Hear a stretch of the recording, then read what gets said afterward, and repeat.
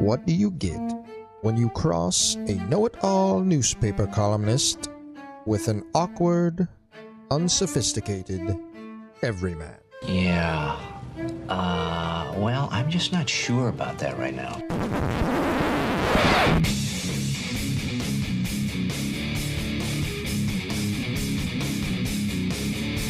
Welcome to Couch and the Rube. Welcome to Couch and the Rube, our Wednesday afternoon show, presented by our friends at Front 43 Neighborhood Pub and Cask & Company Kitchen and Bar near the Lansing-East Lansing border, the original Couch and the Rube sponsor, and for good reason. It's a place we fell in love with early, and they supported us, and it's been a great marriage since. Unbelievable place for a date night to go watch a game. I love the television setups. 2 adjoining restaurants, different vibes, one fantastic modern American and Asian menu, great drink selections, underrated patio, and a great reservation system. If you're going on the weekend especially, go to caskandcompany.com. Put in whether you want a booth, what side you want to be on, and you can have a great seat and enjoy the game, have a date night, enjoy their fantastic menu. Jason, how you doing, brother? I mean, Zion was a big deal because he was a huge guy, and I just broke my chair. Really good pianist. The urinal or portal. What's up, man? You doing well? I'm okay. How are you? You don't sound good. Yeah, I'm kind of bummed at your guys' reaction last night.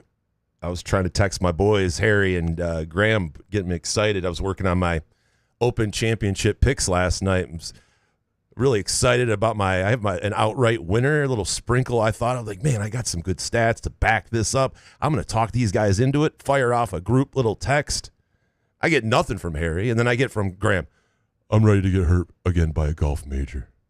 I'm like, what is this attitude? Like, what is going on here? So I just want to make sure you guys, are okay on this hump day. We're in this gambling segment here. I'm worried about Harry. I mean, he sent in his bets. I was like, okay, all right. Want to make sure you guys are okay. Like, Jesus, man. We're going to try think of a downer week. So what were we, 0 for 15 on the Masters bets? Was that what it was? Why do you got to bring up old shit? I'm just saying. I'm on a heater. We don't talk about shit that happened back in April, my friend. Okay. I mean, come on. PGA, I mean, we've whiffed. We have. But this is what, honestly, I have to say, if I was listening to a podcast and the guys had whiffed before and one guy was on a heater and was passionate about his picks, I might pay attention this week. Yeah, we're due. We are due. And I have some good picks. I think. Because we can't go 0 for majors. Yeah. I mean, really, that would be embarrassing. We will. We're going to have Harry on in a little bit, and we are going to do our best bets for the British Open, for the Open this week. It was called not the British Open, it's just the Open. They don't. And I was kind of bummed, but then I'm like, well, they send their soccer bets sometimes, and they attach me to their group chat. Yeah, so then good. I'm an ass with that, and it's like, you're good. Care less. But you guys actually like golf. We do, and I like betting majors. This will be fun. We're also going to talk to Chris Castellani about the Tigers and where this season is headed and what they need to do at the deadline, and whether this little hiccup is just a routine slide or just. No, season's over. Shape of the actual bullpen and things like that. We'll do that in a few minutes here. First thing I want to talk about is a little Moneyball and MSU basketball. Yeah. You have to. I'm out there last night. Holt? Yeah. Love your laughter right away. We're going to break down Xander Woodruff, No, but here's the interesting thing. I had seen some little headlines and other things while I was away about Carson Cooper taking 3-pointers. Right? So I was doing an interview with Trey Fort for a piece that I think is going to run How are his Thursday. thighs? He's good at thighs. Check him out. The thighs are not his issue. Yeah. Anyway, I think it was a fun conversation, and I think there's a good piece there. He's an interesting guy, and we'll talk about him in a second too. But then I come back out for the Carson Cooper game, which, by the way, I know Moneyball is, can be dunks and showtime stuff and not a lot of defense, but you do get games throughout the season, before the playoffs even, when two teams really want to win, and it's close, and it's competitive, and it's fun. And one of them, I think maybe the most fun game of the season, and I haven't been to every game, the most fun game I've seen of the season was the second game of last night, which had Cohen Carr and Cam Ward on one team, and Carson Cooper and Jeremy Fears on the other, and a real competitive game. And it was fun to watch. But Cooper is launching threes. Like, he's legitimately launching threes, and some of them are going in, and they look pretty good. And so, we've talked about the Moneyball Pro-Am before as a place that I think I used the line turns chicken curry into Steph Curry or something like that today in the column, the attempt at humor. Yeah. Bull in a china closet. But anyway, every circumstance that has existed before where somebody who is shot really well at the Moneyball Pro-Am and it's not necessarily translated, it's never been like this, though. Like, if you go to Pierre Brooks, I mean, he was at least a shooter by trait. It didn't carry over to the Big Ten in his career there, but that's who he was. If you go to A.J. Hogard and all the threes he hit, he made 35% of threes in his final season at MSU. It wasn't like he wasn't a guy who took and made threes. Tum Tum Nairn, even, the guy we joke about most, is a guy who showed off his three-point shot at Moneyball and then was kind of scared to shoot him and didn't shoot him late in his career especially. He took 79 threes, at least, at MSU. Carson Cooper, through 3 seasons, has taken 1 3, and it was late in the shot clock, late in the game at Maryland last year. Well, he didn't even look at the rim. So when Carson Cooper is coming down the floor, getting open looks and letting it fly, and some of them are going in, from what I understand, he made 5 threes the day before. That's interesting. So I wanted to talk to him about that. Number one, does Izzo know this is happening? Like, is this part of your plan? Is this just some fun summer thing? Why do you think he's making it? Izzo has no idea. He can shoot free out there at Moneyball. Well, no, he said to me that this is part of his plan, and he's shooting him in practice, too, in front of Izzo, and hasn't been yelled at yet. So far he has the all clear. Now, he's not looking to be, like, when they look at a guy like Jackson Kohler, who is they're looking for him to be a weapon from beyond the arc as well. Somebody who makes perhaps multiple threes a game, really stretches defenses, is a big part of the scouting report, right? And we've seen some of that. He made 11 of his final 19 last year. Carson Cooper's a pretty self-aware guy. He's not looking to be that. But he's aware that, like, nobody defends him when he's at the three-point line. And his thought is, if he can make open threes, if he, even if he's shooting 1 or 2 a game when he's left wide open, and he makes some of them, and that becomes a line on the scouting report, or at least makes defenses think twice about completely leaving him and packing in defenses, that helps. And so we'll see if it translates. There have been, I think, from what I understand, Zapala sometimes showed off some stuff that never translated to the season. We may not see it in the game. He will have to prove it in practice to have the green light. But he said right now, if he were wide open, he would take one. He would take them in a Big Ten game. With the shot clock running down? Or no, just like if wide open, the ball gets you, nobody's in front of you, it's in rhythm, he would shoot it. So I'm curious to see where this goes, if it becomes a part of the look. This is a program and a team that can never have too much shooting, and if you have another big man who's capable, I mean, even if he makes, in 35 games next year, if he makes 17 threes and shoots 35% from beyond the arc and just on open threes, that's not nothing. That's something for a guy who's taken 1 in his career and missed it. So I thought that was interesting. We'll see if it goes anywhere. But it's it's something he's worked on. It's something that he wants to be part of his final season at MSU. And he said one of the things with Izzo is if you're a guy who sticks around and works on your game and develops certain things, he'll give you some leeway to show that. But you've got to prove that you can make them before he'll let you do it in the game. So we'll see what. What if he promises us though no layups, like only dunks? Like he's not going to go up and try to put one off the glass. Like dunk it or nothing, Carson. And you can shoot as many threes as you want, I think. Yeah, he's got to slow himself down and simplify that. When he gets the ball inside, he's got to make sure. Moneyball. He's got. I'm not talking about Moneyball. I know, but we're just talking Carson Cooper. Yeah, it's incredible. Shooting threes, it's great. So we'll see where that goes. Trey Fort, good conversation with him. The first time I've really talked to him alone for a while. Talked to him for like 20 minutes. Talked to his dad for a little while last night. And interesting guy. A guy who's sort of felt overlooked his whole life and his whole path. I mean, he wasn't planning from the beginning to jump around school to school. He actually has a degree from Mississippi State. He'll be working on his master's at MSU. Like, it's not like he's got some, this is an academic issue. I think he's been a pretty decent student, which is actually you'd have to be as many schools as he's been. Otherwise, you just wouldn't be eligible, right? You'd have to be able to take care of your business in that sense. He's an interesting guy because he really he was looking for something in his final year that gave him a chance to showcase what he thinks he can be. Michigan State needed that position. The more people I talked to near the program that have seen him in practice, I mean, he's going to be the starting shooting guard at the beginning. I think they look at him as a little bit ahead of Kurtang. They think Kurtang will play and be a important contributor and important shooter, but there's some buzz and I'm not talking about Moneyball buzz. He's putting up loads of points in Moneyball, but that's to be expected. But there's some buzz about Trey Fort, and so I'm curious to see what that looks like. He certainly, as you get to know him, and I hope my piece that runs Thursday will help introduce him a little more in depth to some people. As you get to know him, he becomes somebody you want to root for, and just becomes a nice guy. Last night, I mean, he must have signed, it felt like 200 autographs, just with kids lined up and taking Any adults pictures. in that line? Or There are a few. I don't know if they're in the line. There are a few autograph-seeking adults. It's a little weird, a little bit. It's not great. It isn't like a stack of pictures, right? Like those guys. Like, those guys are popping those on eBay. If you wanted something, if you had your Michigan State stuff, like, I don't really, There's one guy there I worry about a little, is a John Freeberg collector. No, I don't. So Johnny Freeberg. Still some time to see Moneyball, Yeah. and it's look, it's the best entertainment value in the city. It's free. And it's MSU guys and a lot of other D1 guys and some overseas pros. Devin Oliver was back last night. He was playing overseas next year in Japan. Been in Europe a lot. Was on those Kalamazoo Central teams that won state titles, and then on that Dayton team that went to Elite Eight. Like, guys like that show up.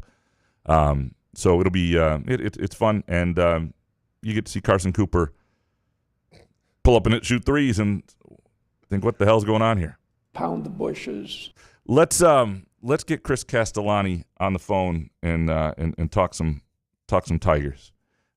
Before we do that, if you've never been to Front 43 and Cask and Company, like, it is a place that I recommend when people say, where should I take somebody? I just have this faith that they'll have a great experience, a great meal, a great vibe. And again, if you go to caskandcompany.com, there is the reservation system, I think, is really, really, really good and efficient, and it allows you to put in details you want. You want a booth? They'll reserve it for you. Those sort of things. You want to be on the Front 43, a little more pub side? You can do that as well. A fantastic menu. I love some of their sushi dishes, like their Big Island Bowl and Maui Bowl. They have good flatbreads and burgers. It's an amazing place that become really popular, and we're proud to be partnered with them. Very pleased now to have the one and only Chris Castellani, who many of you know from his Tigers analysis, and it's my go-to watch after every Tigers game. It was the hardest thing when I gave up Twitter for 2 weeks where I was on vacation on my phone. Finding Chris's videos quickly after games was probably the biggest bane of my existence. Chris, how you doing, man? Well, they are posted on multiple platforms now, so there is workarounds for that if you need to take a break off of Twitter, which is probably a smart thing to do. No, but I'm doing good, man. Thanks for having me. No, I found those workarounds. I go to your website. And I would just refresh until it came up, and I'd watch the video. Yeah. So I felt good for you a lot this season because you've Thank you. put up with you've been doing these videos during the thick of the shit.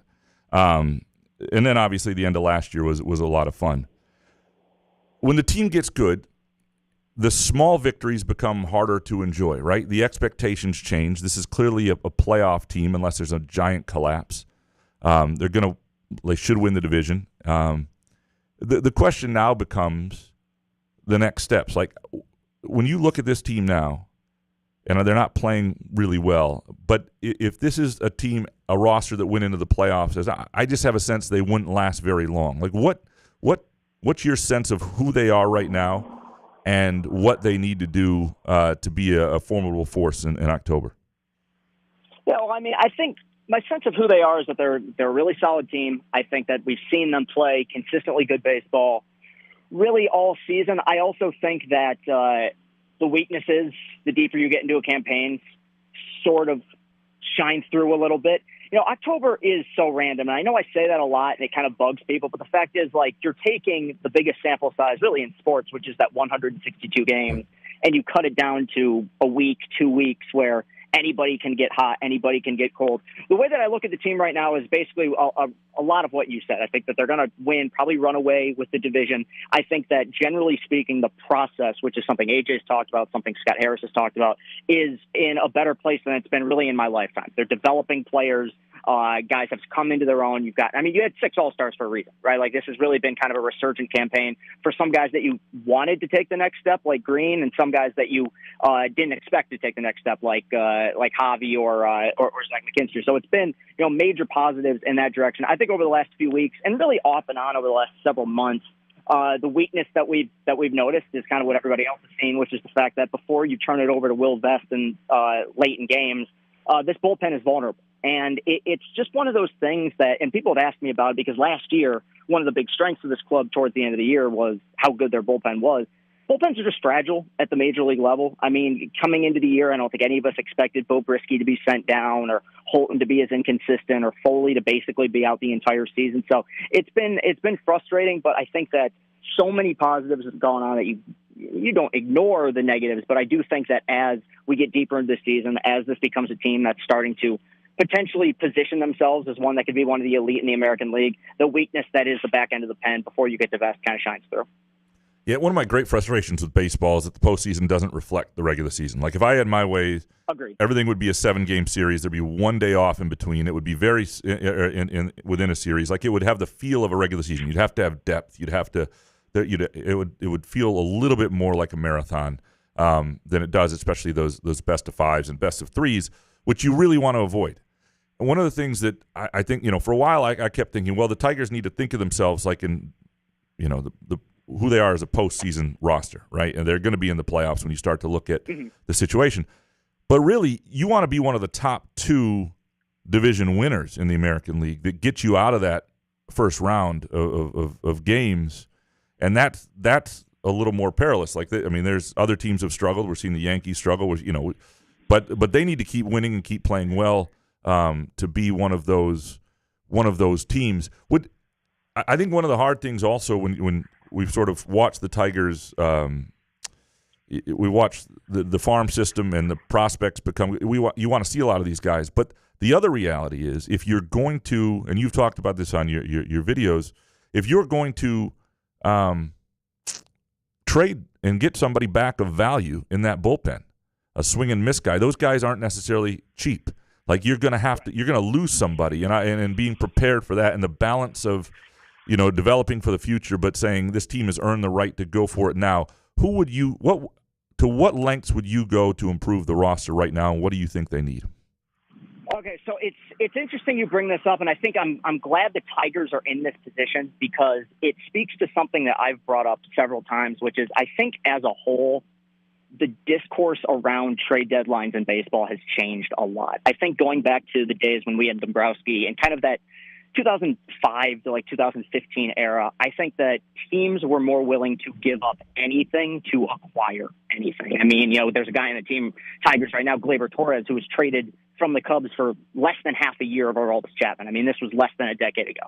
The reason I bring all this up is because of the fact that in terms of the depth that I would go, I think that every farm system at this point, sans maybe a few exceptions, has what they call untouchables. And I think that the 3 guys who just got called up to AA, and Jose Briseño, Max Clark, and Kevin McGonigal, I think that Detroit views them as untouchable pieces. I think that they think those 3 guys are going to be stars. They do not want to, even for the sake of potentially making a run this year, do not want to give up those guys to acquire bullpen help. I think once you get beyond that, pretty much anybody at this level is vulnerable. I think one of the really good things that Scott Harris has done here, whether it's with the talent that he's brought on or the talent that he's developed that was left over from Al Avila, is that this is a farm system with legitimate depth for really the first time in my lifetime. There were several years back where they had the pitchers and they had Torque and they had Green, but once you went beyond that, there really wasn't a whole lot to write home about. This is, you go 15, 20 prospects deep. There's guys here that are going to be playing in the major leagues and that teams are going to be interested in acquiring, rebuilding teams come deadline time. So to me, once you get beyond those 3 big pieces that I think are, have star potential, McGonigal especially, I'm willing and open to trading pretty much anybody to get better this year. But I'm also not 100% in favor of sacrificing potentially the future for what could be, a good year in the present. What do you think they need? Who would you? Obviously bullpen.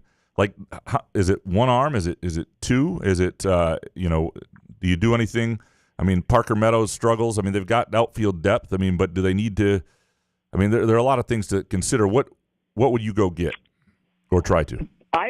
What I've told people is that if they come away from the deadline with just bullpen help, I'll view it as a successful deadline. Because I think that the organization, I'm trying to put myself in Scott Harris's brain for a minute. I think that he believes there is still a lot of good baseball there in the Parker Meadows of the world, in the Matt Vierlings of the world, who had been banged up and or underperformed pretty much all season. I don't think they're willing to give up on those guys. And even if they continue to stumble a little bit, I understand the logic behind thinking that these guys still have good baseball in them in 2025. To me, and ultimately, it's a team game. This team's offense has been more often than not really good this year. Yeah, they'll occasionally get shut down. Every offense does. Like generally speaking, you have two guys that are on pace for over 100 RBIs. You had Glaber, who started the All-Star game. I mean, it's been a very consistent offense.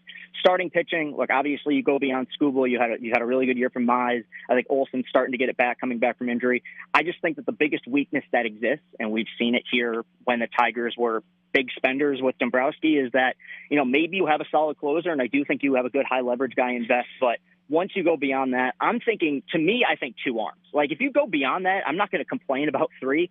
I just think that there's so many vulnerable pieces in this bullpen. Even guys who I think are okay. Like, I think Herter's okay. I ultimately think Canley will end up being fine. But there's a big difference between those guys that can get outs in the middle of July and guys that can get outs in late September, early October. And so I think that it's not just relievers, but high leverage swing and miss guys, which is something that even when they pitched well, the bullpen has kind of lacked over the last few years. Is there who's the player you're most intrigued to watch in the back half of this season?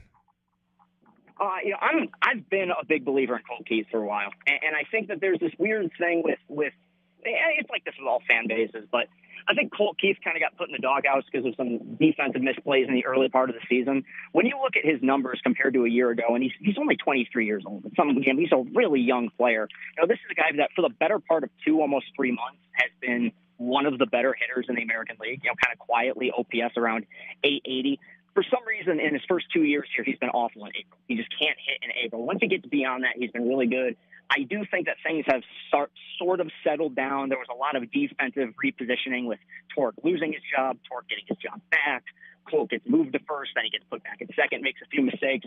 I think we sometimes overlook, because of how competitive this team has been, we overlook how young these guys are. I mean, even Riley Green, who's having a career year right now, he's not 25 years old. And so I think that when you look at where Colt's at in his career, I think his trajectory is continuing to go upward. I think that he's going to have a really good second half. And I also think, just from the pitching standpoint, I think Reese Olson is a key piece of this team. I think that Reese Olson, at his best, at full health, is a legitimate number two, sometimes even a number one caliber starter for a team. His biggest issue is that in back-to-back seasons, he's had long-term injuries. When he's going right, which we saw kind of in late April, early part of May, he was looking like an ace. And if him and Skubal can do that 1-2 punch in a 5-7 game series, that makes the Tigers a really tough out.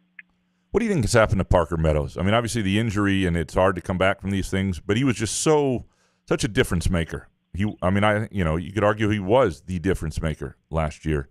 And he looks, defensively he's still good, but he just looks lost at the plate.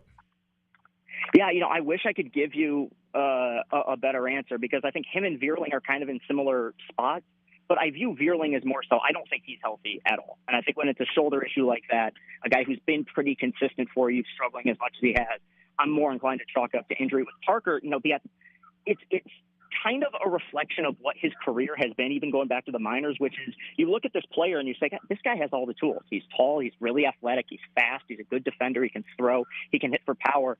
It's just between the margins is where he struggles. I mean, he'll go these long stretches without hitting. Last year after he got sent down to the minor leagues, he completely revamped his swing path. He kept the barrel of the bat in the strike zone for longer and allowed him to make better contact in the second half of the season. I don't know if the numbers reflect that he's been doing that this year, but I think with him, what it comes down to is we're just seeing him chop too many balls. He's not getting the ball in the air. This is a guy with ridiculous speed, and I think when you look at some of the speedsters in baseball, like like Corbin Carroll or Pete Crow Armstrong, these guys do an elite job of lifting the baseball. And when they do, it creates doubles, it creates triples, it can even create home runs. I just think he's in between right now with his swing selections. I think that he's gone into at-bats expecting off-speed stuff, and then he gets fastballs. He goes into at-bats expecting fastballs. He gets off-speed stuff. I think that the All-Star break will probably do him a fair amount of good just because he struck me as a player who probably needed more than just a single day off to kind of clear his head. Is there anybody in the Central that you're still a little bit worried about? Okay, to win the division, no. In a potential playoff scenario, Cleveland still plays this team tough, and I know they just went to Cleveland and swept them, but those were three. I know the extra inning game kind of got out of hand, but those were three very competitive games. I think that it's kind of this weird collection of players that just match up well against Detroit, where Detroit's number one MO with their starting pitching is throwing strikes. It is trying to get ahead in counts, and you have an offense in Cleveland that when they're at their best, which hasn't been often this year, but when they're at their best is putting balls in play, it's making contact. Detroit is not particularly a great defensive team, so you can beat them that way, whether it's, errors in the outfielders in the infield, what have you. So they're the only one in a playoff matchup that really concerns me. But the fact is, every one of these teams has been wildly inconsistent for a heavy majority of the season, and I don't really see that changing, especially because we're reaching a point now. In Cleveland, it might be different, but the other teams in the Central that we thought maybe had a shot at this at one point, in Kansas City and Minnesota, they're closer to punting their season than they are going for it. Joe Ryan pitched an inning in the All-Star game for the Twins last night. He's probably going to be on the trading block. So that's more good news for the Tigers, at least as it pertains to the division.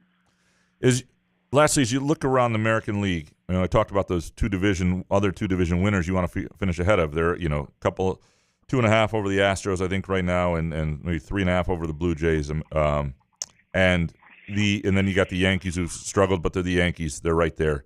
Do they have, if let's say they get a bullpen arm and things get a little bit solidified, when you look at those teams, are they the caliber of team that will hold this off and wind up being a top 2 team in the playoffs and skip that wild card round? Yeah, I still think so. And I think in large part it's because, as I just mentioned, I think that several other teams in the division are kind of on the verge of punting at this point. I think that's going to open things up for the Tigers to win some games against their divisional opponents. When it comes to the American League East, you have the Yankees who are in second place. You have the Blue Jays who are in first. You also have the Rays who are really good and the Red Sox who won 10 in a row. My theory is that those teams will kind of cannibalize themselves as we get deeper into the season, which I think should help out Detroit a little bit. So, no, I'm with you. Whether it's first seed, second seed, getting out of that best of 3 kind of randomness scenario, I think would be a huge plus for them. And I do still think that they're in position to do that. Chris, you're a beautiful man. You can obviously follow him on Twitter, but also Castellani Content and on YouTube, CastellaniContent.com, and on YouTube. And you can find Chris and Company, which is a terrific interview show he does, and, of course, his Tigers videos. Chris, man, good to chat. We'll talk soon. I always appreciate it, buddy. Talk to you soon. Chris Castellani, my go-to post-game Tigers analysis. Any thoughts, Sir Jason? Yeah, I agree with him. By the way, can we just trade for Steve Kwan if Cleveland's selling? I just never want to see that guy. Bringing up the fact that the Guardians and Tigers could meet in this year's playoffs, even if it's a situational wild card. I don't want to see them. I agree with him on that. I also agree with him that I think that Scott Harris is going to stand firm, especially with the bats. I think that he's definitely going to try to get some relief. But I just feel the parallels between Harris and Brad Holmes are pretty much the same, where you get your guys, and especially with the way he treated the Javi Baez situation, I think they're going to do the same, obviously, with Parker Meadows, no matter how bad it gets, because you hear guys in the clubhouse mention about Parker Meadows. He's the guy. He's the guy is going to help us get over the top. So no matter how bad he is, because, again, we saw Javi Baez. I know I bring this up all the time because it blows my mind, is that the guy was historically bad last year, and they stuck with him. And last night I saw him in center field in the All-Star game. Not at his natural position, at center field. So I just think that they are going to stand firm. And it goes for the Lions as well. When we get this close again, and again, I'm not taking it for granted, but it's just going to be a bummer if we don't capitalize on either the Lions or the Tigers in these situations where we have an opportunity to pounce and make a trade and make a move to put us over the top. And we sit there and stand pat and go, wow, these are our guys. And I like that. I'd have no problem with that. But that's really not how professional sports works in today, where you have to go out and you have to make a ballsy move and get some of these guys. And that goes for the Lions as well. So I just hope we can make something out of this, because I feel like we're all just sitting back going like, are the Tigers really that good? Are they going to do – we have the best record in Major League Baseball, and we've had it at times for all of Major League Baseball, mostly in the AL. So it's going to feel like kind of hollow if we don't get anything out of this season from the Tigers as well. So, yeah, and the other thing, I think the Skubal situation creates a little bit of urgency in the build, because you have this, and maybe you wind up with him long term, or maybe you trade him this offseason and you get other pieces, or maybe somebody else develops or you sign somebody else and it's not that big a deal. But you do have him for 2 more postseasons if you want. And so it feels like they're, I'm not saying you're not trying to, you listen to Scott Harris, the idea is to build something that's sustainable, that even if there's some ebbs and flows and some changes in the roster, that you're competing year in and year out. But it does feel like right now, for the next 2 years, as long as he's healthy, you've got a bona fide ace, one of the best pitchers, if not the best pitcher in baseball. I just don't like that we're preparing ourselves for life without Tarek Skubal. Like, you get these guys, you draft these guys. Yeah. These are the guys you want to get when you go to the draft, and you get one, and you're not now. Again, I can understand if you're going to get outbid by the Yankees, the Dodgers, or something like that. But if they do not sit there and make an offer, I think they'll make a huge offer. I just think the problem is. But what do you consider huge? I mean, will it be a huge number that's just a number, knowing that Boris and Skubal are going to sit there and go, no, absolutely not, right? Yeah. It might be a big number to us, because obviously when we look at these contracts, they're all insanity. They're insane. So, you have to put a qualifying offer that's going to make baseball people impressed, not just, oh, wow, $300 million is going to impress anybody that sees that number on paper. I wonder. But I just feel like we're all just preparing ourselves for like, Skubal's going to be gone. We got him for 2 more years. But if you try trading him after a year, Graham, like, how much does his trade value go down, knowing when teams know, okay, after this year, the Tigers, they have no shot. Well, you wouldn't trade him unless you really landed a ton. You'd have to know that equation. You're like, if this is the offer, if this, then it's worth it. If it's not, we're just going to run it back with them. The thing that I do wonder, like, Major League Baseball Players Association is never going to want a salary cap or anything like that. But because of that, you have these situations where you cannot, look, in the NBA. In the NFL, you can franchise a guy, right? In the NBA, you have this, everybody's playing under the same rules, sort of caps, that make it easier to retain guys that you've drafted, and especially your star. And in baseball, I wonder if the trade-off, and I'm not sure the owners would want this either, but if you got to free agency sooner, but there was some sort cap that they're not going to go that way. But my point being, the thing players take forever to get to free agency in baseball. Yeah. And I like that because they don't have a cap. And otherwise you would lose the guys that you develop. You ought to get investment out of the time you put into these guys. And if you're going to have Scott Boras allowed to operate and you're going to have the Dodgers allowed to defer funds and have these, zillion-dollar payrolls that, then you've got to have some way for people to get value out of the people they draft and develop. And then wait till you're fucking 30 to be in free agency. That would be my counter to that. I'm still. I mean, Skubal's just different, though. Like, he right? is. Like, this isn't like some pitcher. I mean, he's better than Verlander, right? I mean, back in Verlander's prime, or not? It's the arm longevity you worry about. I think the peak of him right now is as good as I've ever seen in the Tigers. But you're selling out your stadium on a random Tuesday, and the guy's bringing people to the ballpark, so you can't sit there and worry about injuries your whole life. That's the way you're going. Why own a team if you're going to sit there and think that as soon as you sign the guy, he's going to be injured and out for a while? So if Mike Ilitch were the owner, do you think they would have? 1,000%. They would at least view them as having a chance to make this happen. I think that's the frustration. I think the biggest problem for Chris Ilitch is there hasn't really been any big signing. Javi Baez or whatever. It's sort of that mid-tier. There's been no transparency either. Like, why don't you sit there and talk to the people? Like, I can understand if you have trepidation about paying one of your starting pitchers $70 million or whatever he's going to get, or $60 million a year. I understand that has to be crazy,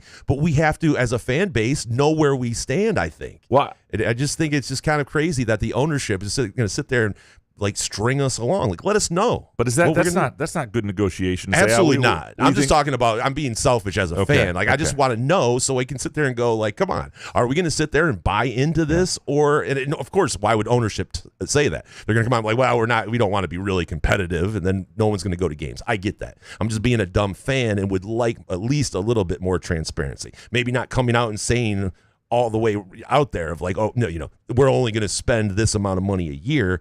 But I don't know. I just think Chris Ilitch is just going to let this slip through his hands. And again, it's like, I know these teams are worth $1 billion, but why do you want to keep the team then? Get it out of there if you don't want to pay the money. He's making a lot of money. I understand. I get it. I have a show question for you before we get to Harry. So we talked about doing a reverse Groovy Donut Twitter question show coming up soon. I don't think we're going to do this week. I think we're thinking maybe end of next week. Well, we'll figure it out. Coming up soon.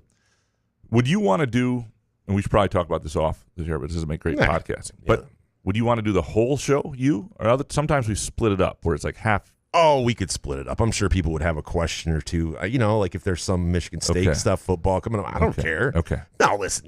No, it has to be all me. What if there's only like 8 questions? Yeah, no, it's all good. We can split it up. There'll be more than 8. Right. But you know me. Like, come on. I want to have the best show possible. And, if we have questions sprinkled in, you really couldn't wait till the end of the show to do that. I thought there was going to be some groundbreaking conversation in regards to the show. It's just. No, there's not. I just had that came to my mind, and I thought, why not? I forget sometimes that people are listening. Yeah. But I think me as well, I like when shows do go deep into the show and break through the fourth wall sometimes. So I don't mind when we do it, but in that instance, I don't know if it was necessary. Well, part of it was we're supposed to call Harry in 2 minutes, and I was trying to stall. Oh, all right.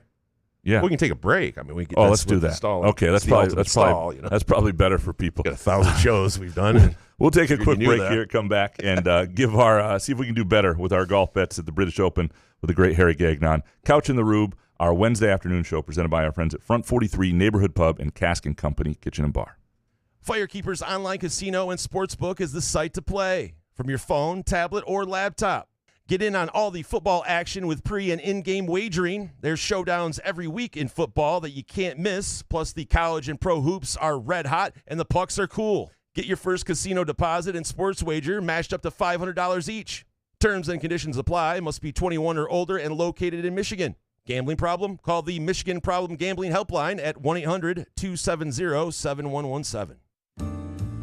Where else can you cheer on your team, enjoy a mouth-watering burger or savory sushi, sip on handcrafted cocktails, or one of 46 beers on tap? Take your game day or date night to Cask & Company Kitchen Bar or Front 43 Neighborhood Pub near Frandor. 2 amazing places with 1 awesome blended modern American-Asian menu. Catch the game on one of 30 60-inch TVs or stop in for the all-you-can-eat lunch buffet. Enjoy happy hour or elevate your night out at Cask & Company or Front 43 on East Saginaw in Lansing. Ever wonder how comfortable you can be and how good you can look? Put on a Muskox flannel and find out. Muskox has new arrivals for this fall, including the Caper Green Grand Flannel, which even makes couch look good.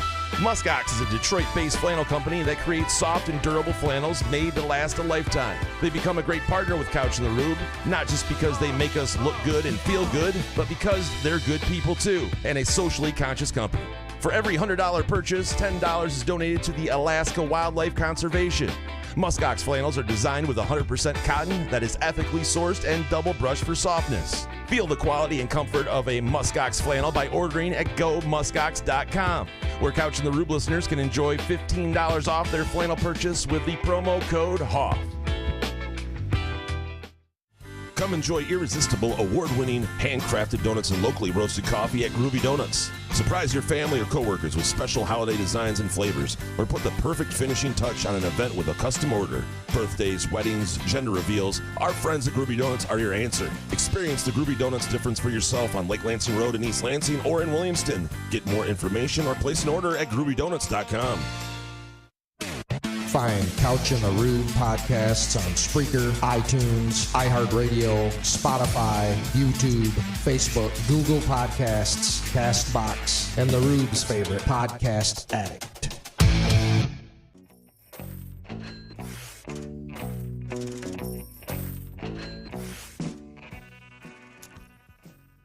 It is time now for the great Harry Gagnon to join us here on Couch in the Roof, presented by Front 43 Neighborhood Pub and Cask and Company Kitchen and Bar. Harry Gagnon, of course, from Against All Odds with Cousin Sal, betonline.com.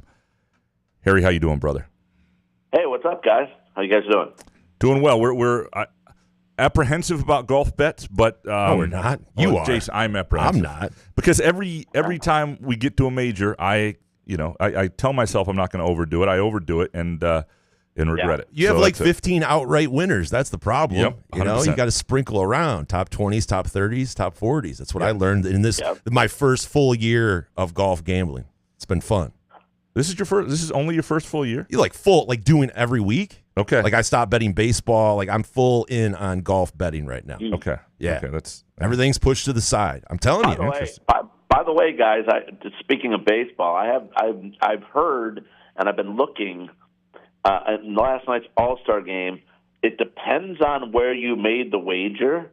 Some are paying it out as a win for National League. Some are calling it a push because it was technically 6-6. That's interesting. So I'm not gonna. I don't know what. I've seen a couple things, so I'm not gonna rip anybody out there, but of who's not paying and who is. But still, boy.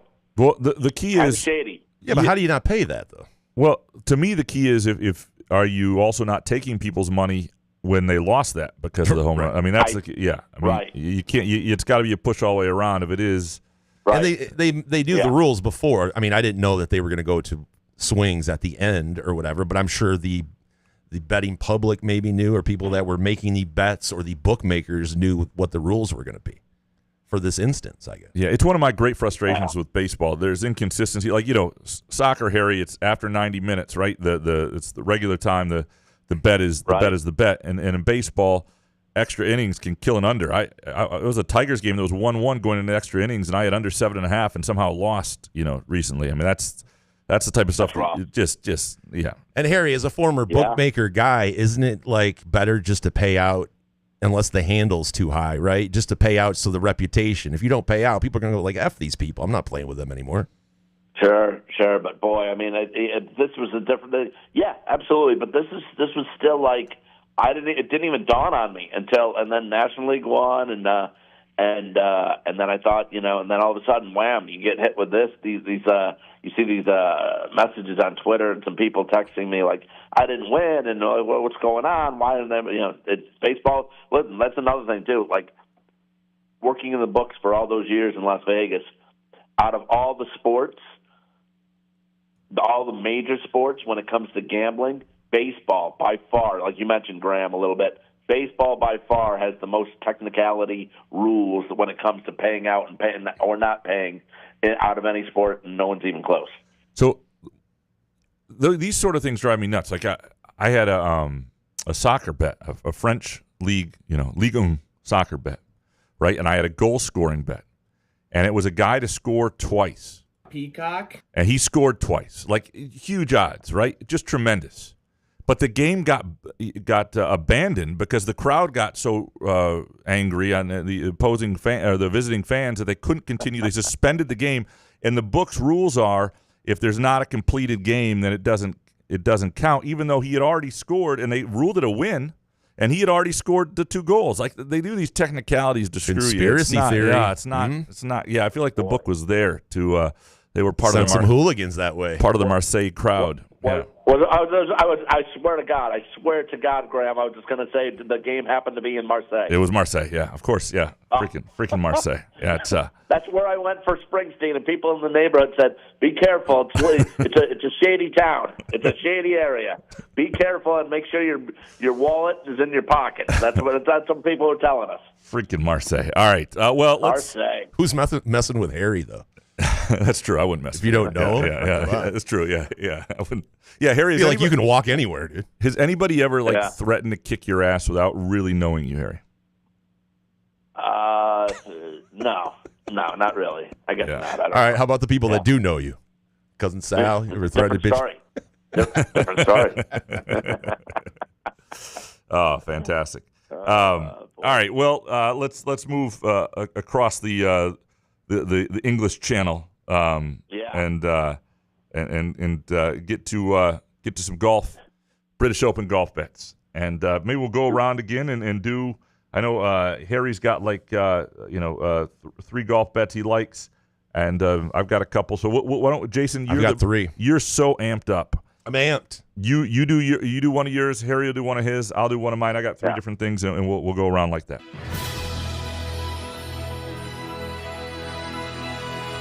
All right, boys, we're going to start at top 40.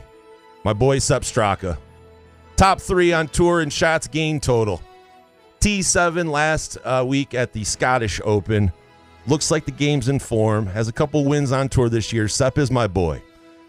Also in that 2-leg parlay, we're going to have 2 golfers in this. I got Harry Hall. I was on Harry Hall last week at the Scottish Open. Picked him at 80-1.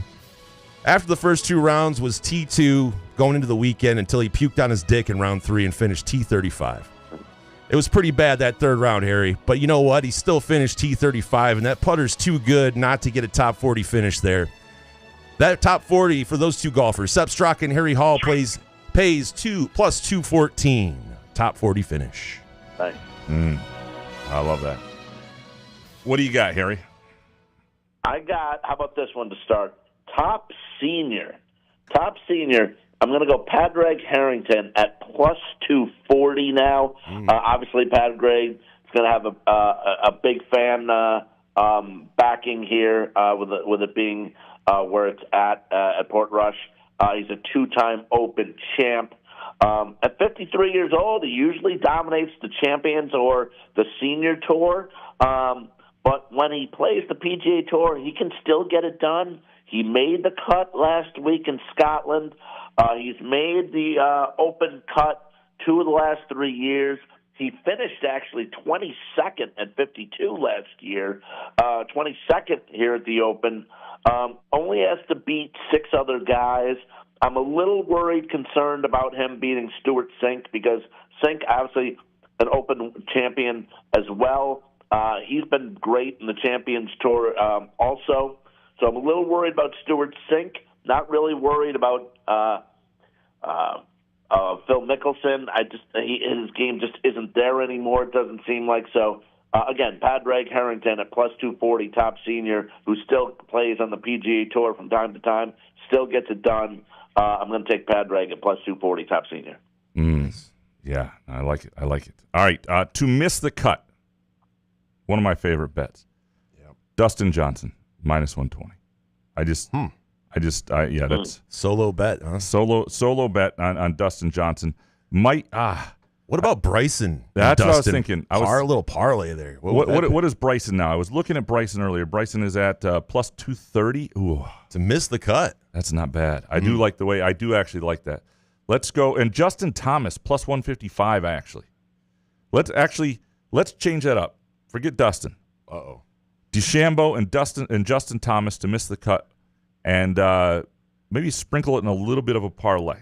Wow. I think if you do that parlay, you're looking at plus 741.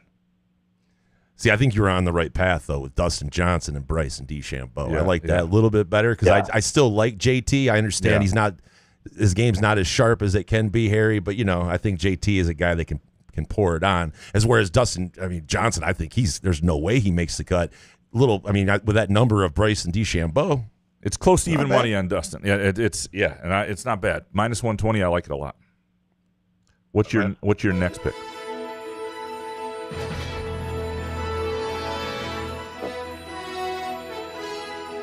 Top 30, boys. Another 2-leg golfer parlay. Daniel Berger, approach game, top 10 on tour. His putting stats are ass, but so were Shane Lowry's when he won at Portrush in 2019. Still a solid guy that can hit the ball low, and that's what you need to do here at Portrush. The other golfer in this 2-leg parlay, Russell Henley. It's going to be a popular pick this week. I understand that. But Russell Henley, is another guy who is elite with his approach game and gained almost a stroke around the green in his last 5. And now you're going, Harub, what does that mean? I have no idea what that fucking means. Well, it means that in his last 5, it measures a player's performance on shots within 30 yards, and he is deadly. And that's what you need to do at Portrush. That 2-leg parlay, Daniel Berger, Russell Henley, plus 545. Woo. Wow. The music gets me in. It's funny because sometimes I write these down and then I go back and listen to them, and the music gets me fired up. I almost always bet your bets because of the music, Jason. I'm so fired up. It's like the final countdown or something. Yeah. I want to do like 30 picks with just as long as Jason keeps playing the music. Yeah, no doubt. This is it's Let's intense. go, boys. Let's go till 3 o'clock then. All right, what's firing? What's your next one, Harry? Yeah, how about I got two here in terms of top 10 guys to finish. I like Xander Schauffele at even money. I mean, this guy is usually a top 10, definitely a top 20 type of guy. Top 20 for Xander at even money. This guy is always amongst in the top 20 in majors. He's fantastic, as we know. Won last year and defending his crown.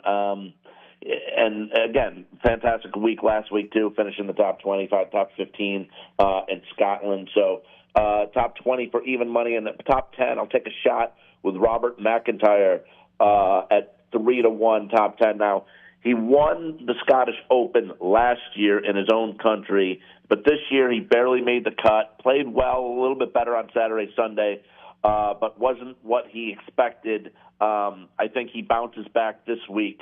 This guy is one of the top golfers, the top 50 in the world. I expect him to have a very good week this week, unlike last week where he didn't play, like I mentioned, that great. So top 10, you can get him at 3-1, and top 20, Xander at even money. I think it's a steal. All right, I've got 3 top 10s. 3? Yeah. 3? Okay, so there's no room for error. No room for error. All right. Ricky Fowler plus 1,200. Ooh. Yeah. That's all right. I don't know what that response was, but that's a valid response. All right. Patrick Reed. Okay. Plus 700, and Cam Smith plus 800. Cam Smith is only plus 800 for a top 10. Yeah. All right. Those are my 3. I'm rooting for you. Yeah. Oh, the skepticism is a little. Well, no, come on. Those are. Ricky, Cam Smith. I saw Ricky at the Rocket Classic. Everybody loves Ricky, but for 4 rounds, I don't know at Portrush. Okay. Top 10. Listen, I hope you win them all. I'm rooting for you. Hey, I didn't put Tom Watson in my top 10. Well, that wouldn't be bad actually. Is he available? Yeah, he is actually. Okay. Plus 9 million. Okay. All right. Is it not me? Yeah, you're next. All right.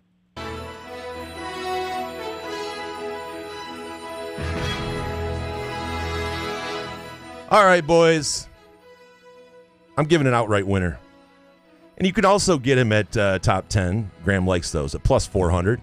Which odds? A little short. I don't know if I'd go top 10 with this guy. He's got 3 top 10s in his last 5 starts, and I followed him around about the aforementioned Rocket Classic that I was at where he finished T8. He finished T4 at last week's Scottish Open, where he gained 1.35 strokes in his last 5 events. That's Matt Fitzpatrick at 55-1. The guy is on fire. And I just think there's too much value there at 55-1, boys, to not sprinkle a little bit. 1.35 strokes gained total in his last 5 events. That's pretty good against your competition. Give me Matt Fitzpatrick, the winner of the Open Championship, at 55-1. Hello, friends.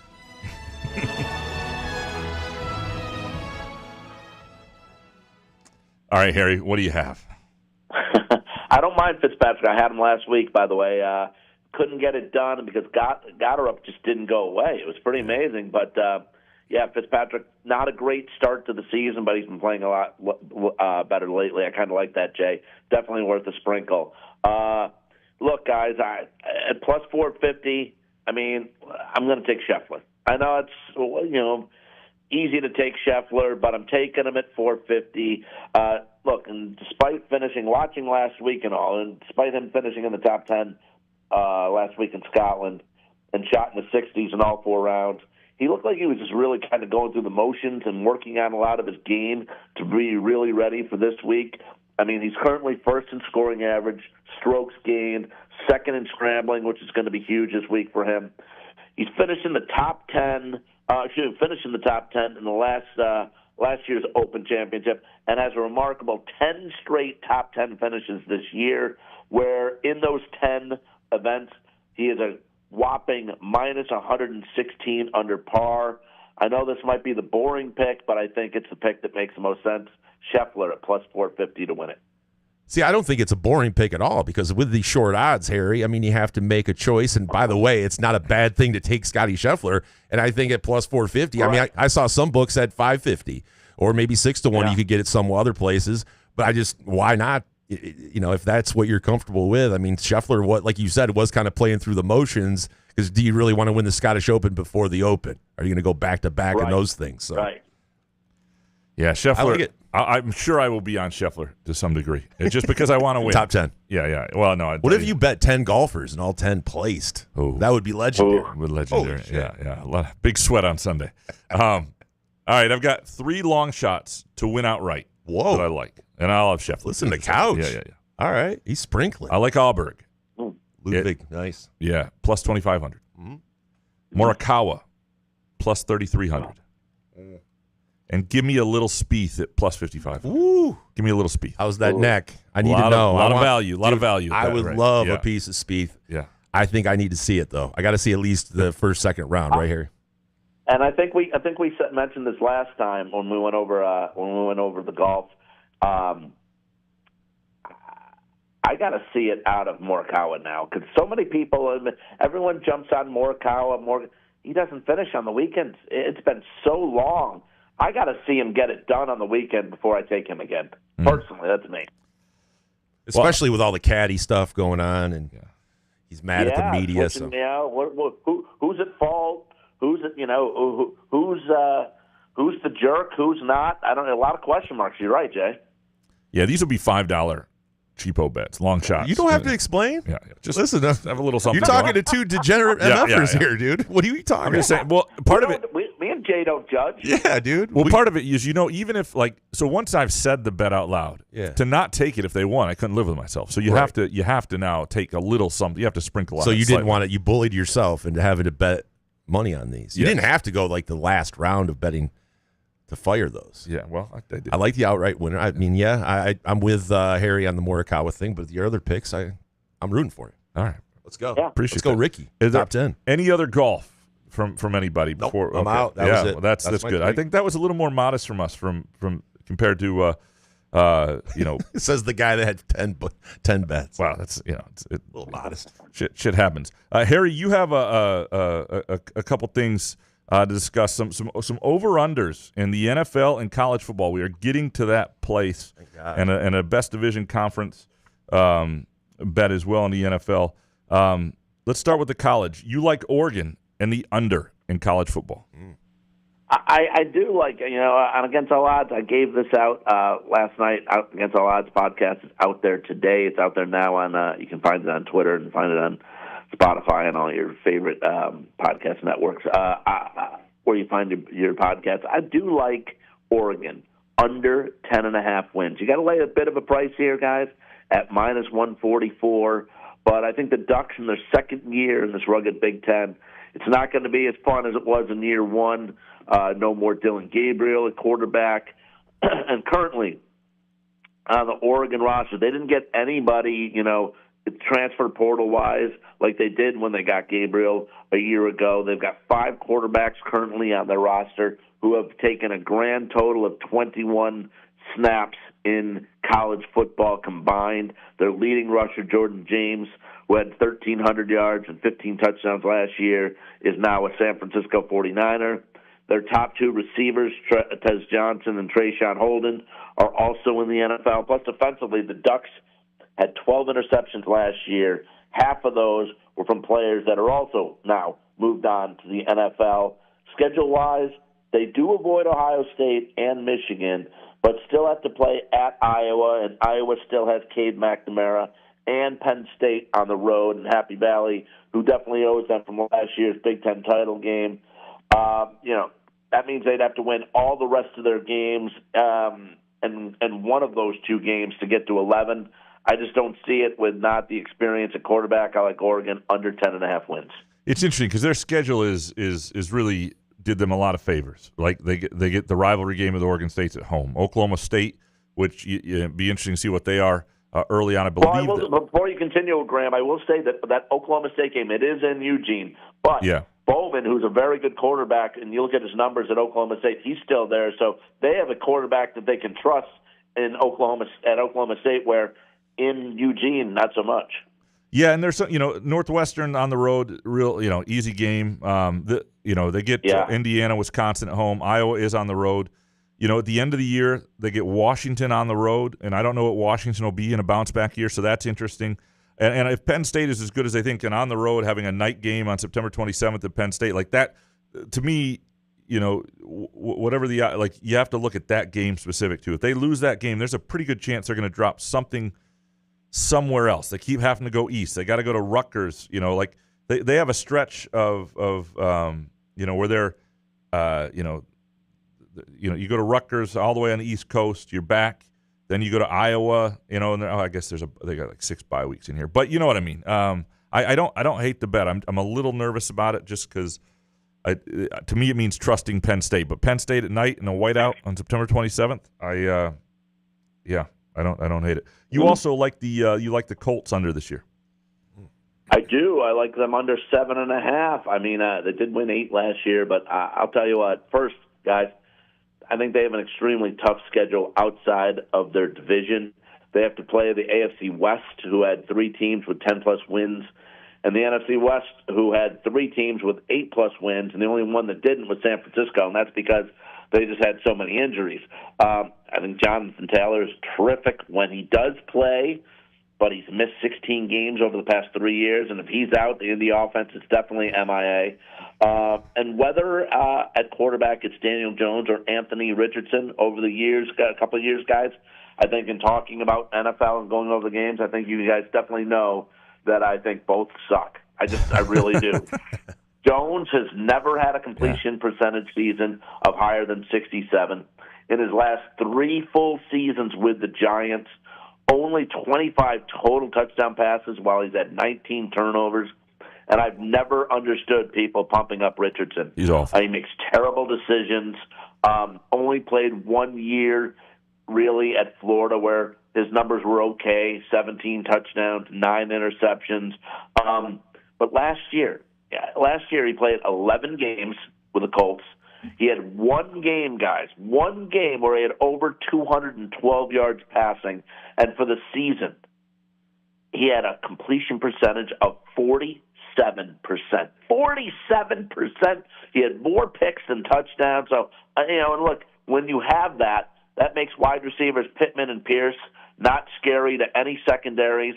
And defensively, on top of it, because the offense couldn't get really things going that well last year, the defense was on the field a ton. They gave up the 2nd most yards in the AFC last year. You look at the last 5-6 games, the Colts defense was demoralized. They gave up a ton of points, and I just don't see them getting to 8 here. With Jacksonville bolstering up their team a bit, and the Texans are always seem like the best team, the prize of the AFC South. Even though don't love that division and we know it's kind of garbage, still you got to get past those teams.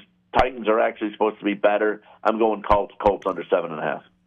Yeah, I don't like the Colts this year. I mean, I don't like the Titans either, but I really don't like the Colts, and I think they got a massive quarterback problem. And they're going to have to figure it out long term. I don't think Richardson's going to be the guy. You have one other thing, that the best division/conference, Chargers plus 310 in the AFC West. Explain this bet.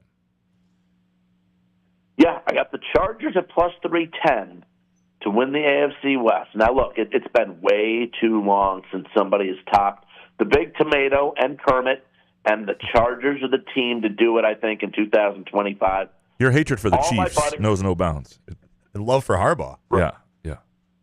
Look, all my buddy Jim Harbaugh does is win. That's all he does. I'm not sold on Kansas City's run game. I'm not sold on the passing attack either. I know Rice is back, but Kelsey was down last year, and I'm just not sold on their offense overall. I know they did get some help offensive line-wise, but we'll see. And look, the Chargers gave up the least amount of points in the league last year. They won 11 games. The running game is going to be awesome with the acquisition of Najee Harris from Pittsburgh and drafting Omarion Hampton out of North Carolina. But mostly, this is year 6 for Justin Herbert, guys. I think it's time for him to take that leap, step it up. Time to take that leap over Kelsey and Kermit the Frog. Let's get it done. Chargers plus 310 in the West. I feel I love your Colts bet, like your Oregon bet. I feel about your Chargers bet. Now, plus 310 is good value. I do agree there. But I sometimes, I feel a bit like you do about my Morikawa bet. I'm just going to have to see the Kansas City Chiefs stumble before I actually can bet against it anymore. 9 straight division it's tough. championships from them, right. But it's meant to be broken at some point. Okay. Plus 3. I think. By the way, me and Jay were talking a little bit beforehand. I love this stuff where some of the media saw Mahomes with his shirt off and people calling him fat. I love it. It's having too much fun. From one fat guy to another. I love it. I was going to say, a man who can relate to having his shirt off and being a little large. Harry, you are a beautiful man. Don't ever let anybody, whether in there in Marseille or anywhere else, tell you that you're not. And we will talk to you real soon, man. Appreciate you. Thanks, man. Awesome, guys. Definitely. Take care. That is the great Harry Gagnon from Against All Odds with Cousin Sal and BetOnline.com. Good show, man. Yeah, man. We will be back on Friday with the Groovy Donut Twitter questions, and we'll dig into those. We appreciate all of you listening and staying with us. Appreciate Chris Castellani joining us as well, and appreciate you, Jason. Appreciate you too, man. Good show. Yeah. Catch the roof. All right.